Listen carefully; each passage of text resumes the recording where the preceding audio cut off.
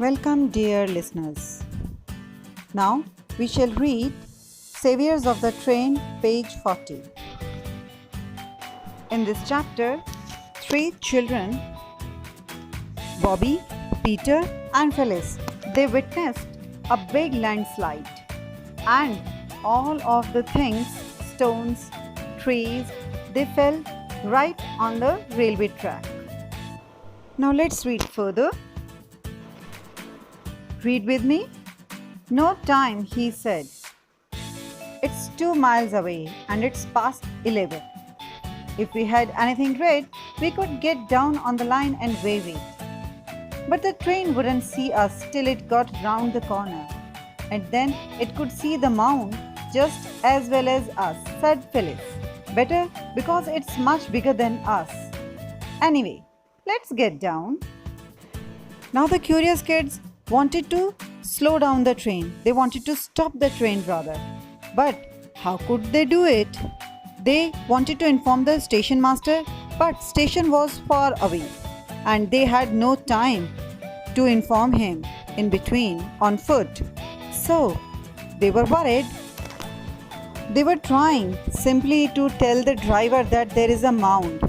Mound means a very small hill made up of soil, trees, that was created because of landslide. They wanted to wave a red flag as a sign of danger. But all the three kids were much worried because if the train took a curve, it would see the mound first before the kids and their red flags, because the mound was much bigger than these small kids with their small flags. Then how would they inform the driver? How would they stop the train? Dear students, let's read further to know the story. They got down the step stairs. Bobby was pale and shivering. Peter's face looked thinner than usual. Phyllis was red-faced and damp with anxiety. Now all the three kids, they were very much worried, tensed. They all were shivering, pale, and they were damp. It means they were sweating in anxiety, in tension.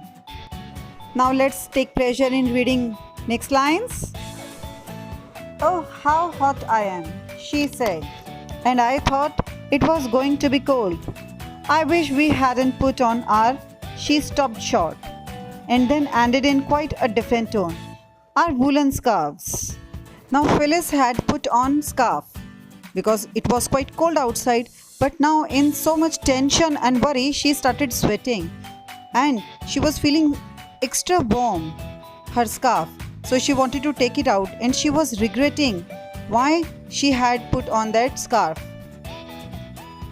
Now let's read the next lines. Bobby turned at the bottom of the stairs. Oh yes, she cried.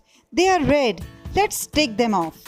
They did, and then ran along the railway, skirting the newly fallen mound of stones and rock and earth and bent, crushed, twisted trees.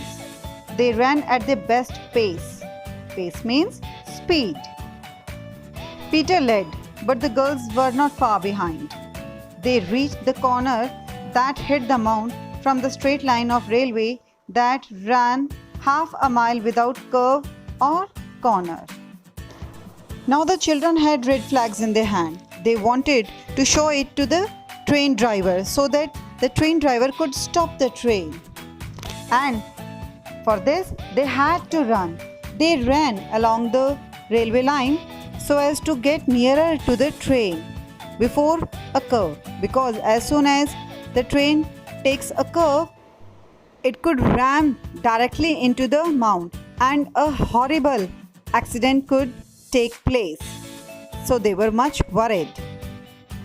Peter was leading the race, but both the girls, Bobby and Phyllis, they were not very far behind.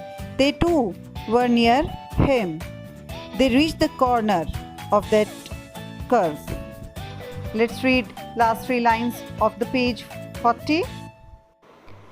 Now we have got the scarves, said Peter. He looked at the watch again, and we have got 7 minutes.